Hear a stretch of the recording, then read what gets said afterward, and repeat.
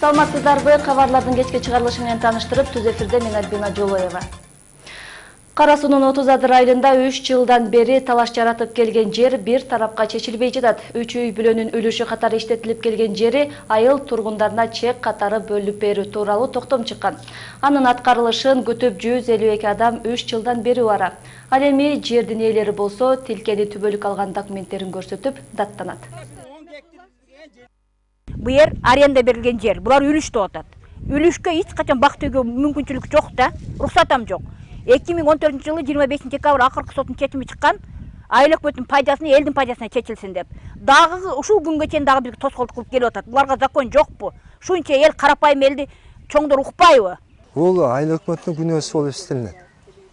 Себеби ушу кайталанып өтсөк, 30 айыл өкмөттүн жана госрегистр менен биргелешип, өзара мыйзамсыз биргелешип келишип, ушу калыптуу конуштарды пландаштыруу саясатынын туура эместигинен келип чыгып атат бул жаңжалчы. Негизги күнөөкөр бул айыл өкмөт болуп эсептелинет. Бул маселе боюнча эки тарап жогорку сотко чейин кайрылышкан, бирок талаштуу жердин ээси аныктала элек. Кененирээк толукталган чыгарылышыбызда сунуштайбыз. Кара Суу районундагы Шарк айыл өкмөтүнүн стадиону начар абалда. Олтургучтары сынып, мелдешти көрүүгө келгендер туруп көрүүгө аргасыз. Буга кошо айланасында атайын тосмолор менен тосулган эмес. Стадиондо айылдык иш-чаралардан сырткары райондук деңгээлдеги мелдештер өткөрүлгөнү менен оңдоого көңүл бурулбай келет. Отургучтар боюнча действительно бул сай жубагына курулган отургучтар экен.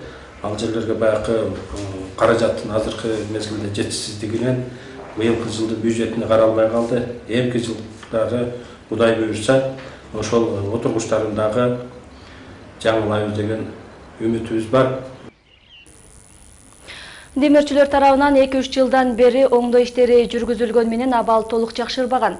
Жергиликтүү бийлик болсо быйылда реконструкциядан өткөрүүгө казнада каражат жок дешет. Кененирээк сюжетти кечки чыгарылышыбызда сунуштайбыз.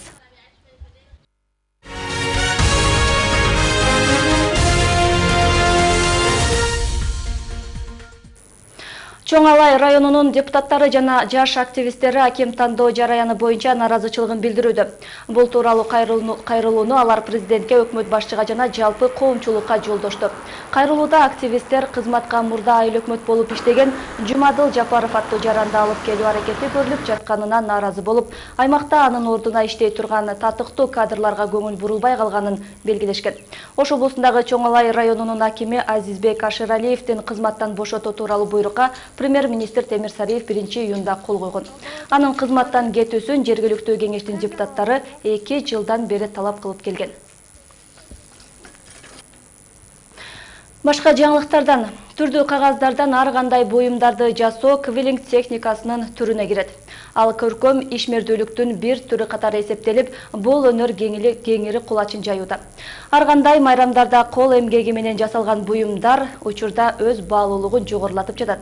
Мындай буюмдар кантип, кандай жолдор менен жасаларын кийинки материалда сөз кылабыз. Биринчи биз бычакты алабыз. Экинчи линейканы. Булар кезишкенге жардам берет. Мына барактарды чекеден кыргабыз, момундай кылып алабыз. Анан кийин ороп баштайбыз. Самаган Жылгалбек уулу 6-класстын окуучусу. Ош облустук чыгармачылык борборунда бул өнөрдү үйрөнгөнүнө 2 жыл болду. Мында ал түрдүү кагаздардан гүлдөрдүн түрлөрүн, куттуктоо баракчаларынан баштап, куштардын, мультфильмдердин каармандарына чейин жасоону өздөштүргөн. Буну жасаганда татаал жана жөнөкөй болуп бөлүнөт. Муналар жөнөкөй, ал эми бир гүлгө көп түрдө жасаганда ол татаал болуп неме болот. Андан кийин мына гүлдөрдү дагы башкача сулуураак чыгарыш керек да. Мына цветной кылып, мына жарык көргөзө турган ошондой чыгарыш керек. Болбосо бул башкача көрүнүксүз болуп калат. Ошон үчүн ушундай жасаганда сулуураак чыгат. Баягы адам караганын адамга да жагат да. Анча-мынчаларды досторубузга белек кылабыз.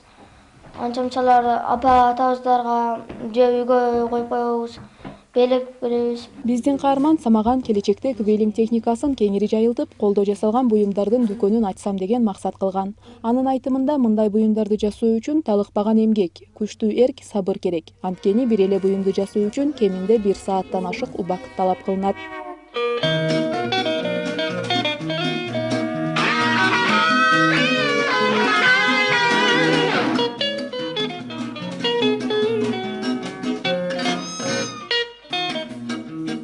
Квейлинг техникасынын окуучуларга тарбиялык мааниси да зор. Түрдүү түстөгү кагаздардын жасалышы дүйнөнүн кооздугун, жашоону сүюгө үндөсө, анын жасалышы өспүрүмдөрдү сабырдуулукка тарбиялайт. Бул техниканын өзгөчөлүгү балдардын аң сезимин өстүрүүгө.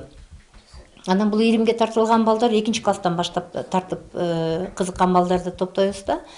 Кичинекей балдарды ушул эстетикалык табит туюмун өстүрүүгө, кооздукту, көркөмдүктү сезе билүү. Мындан сырткары ушул баягы майда иш, майда кол менен иштегенде, мына кичинекей балдардын ушул колун мындай бат иштеп эме кылган аң сезимге аябай таасирин берет экен да.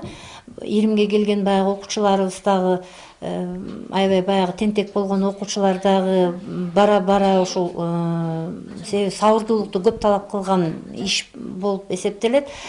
Токтоо болуп тентек балдарыбыз дагы жакшы жактарына өзгөрүү болот. Өнөрлүү окуучулардын колунан жасалган кооздуктар ар кандай майрамдарда, базарларга, өздөрү окуган мектептерде сатыкка чыгарылып турат. Андан тапкан каражаттарын кайра эле түстүү кагаз, желим керектелүүчү буюмдарды алууга сарпташат. Ата-энелер да колдоо көрсөтүп келишет. Ал эми жаш колөнөрчүлөр өздөрү да ойлоп табуучулук менен түрдүү улуттун өкүлдөрүн чагылдырган куурчактарын жасашкан. Бул кыргыз кызы, бул орус кыз. Бул достуктун композициясын билдирет. Ош облустук балдар чыгармачылык борборунда квейлинг техникасы көркөм ишмердүүлүктүн түрү катары 2001 жылдан баштап ирим катары киргизилген. Облустук, республикалык деңгээлдеги конкурстарга катышып, алдыңкы орундарга жетишкен. Учурда 2 топ 7 жаштан 15 жашка чейинки 30 бала өнөр үйрөнүүдө. Ал эми квейлинг техникасы кагаздан буюм жасоо алгач 14-кылымда Түштүк Кореяда негизделген. Айдай Беделбек кызы, Айбек Беделбеков, Ынтымак. 1 сентябрдан тартып Кыргызстанда мектепке чейинки балдарды даярдоо программасы 480 саатка көтөрүлөт. Мурда ал 240 саат болчу. Долбоорду Билим берүү министрлиги бүткүл дүйнөлүк банкты каржылоо мекемеси менен ашырууда. Мектепке тартылбай калган мектепке чейинки жаштагы балдарды камтуу. Бул деген сөз балдар же балдар бакчаларынан мектепке даярдалыш керек, же жалпы билим берүүчү мектептерден мектептерге даярдалыш керек. Ошол максатта Кыргыз Республикасынын Билим берүү министрлигинин демилгеси менен ушу 480 сааттык балдарды мектепке даярдоо программасы даярдалып, ошол программа долбоорунун алкагында биз мына Баткен областында Лейлек районунан баштап бүгүн мына Баткен районунда өткөрүп атабыз. Учурда Наристе программасы боюнча Баткен облусунда башталгыч класстардын жана бала бакча тарбиячыларын окутуу семинары жүрүүдө. Кененирээк Зайырбек Өмүрзак уулу кечки чыгарылышыбызда баяндап берет. Бүгүн Ошто аялдардын коомдогу орду деген аталыштагы тегерек стол болуп өттү. Анда аялдардын бүгүнкү күндөгү коомдогу орду, гендердик теңсиздик, укуктары тууралуу маселелер каралды. Ага шаардык жана жогорку кеңештин депутаттары, лидер айымдар катышты. Аялдардын өзүн өзү башкаруу органдарда жана саясатта жүргүзүп жаткан иштери тууралуу сөз болду. Айрым учурларда аялдарга карата басмырлоолор дагы айтылып, аны жоюу иш-мерчемдерди жүргүзүү керектигин белгилешти. Ошондой эле алдыдагы парламенттик шайлоодо аялдардын активдүүлүгүн арттырууну айтышты. Биздин коомубузда азыр аялдар абдан активдүү, аялдар билимдүү, аялдар татыктуу. Мен ошол принциптин негизинде мен ойлойм биздин көптөгөн саясий партиялардын да жетекчилиги, лидерлери мына партия ушул күздөгү болгон шайлоого аттанатканда билимдүү, татыктуу талапкерлерди киргизет. Бул сиздерге жеткирип үлгүргөн акыркы кабарлар болду. Ушул жана башка маалыматтар биздин сайтта да жайгаштырылат. Ал үчүн Ынтымак Чекит KG сайтына чакырам.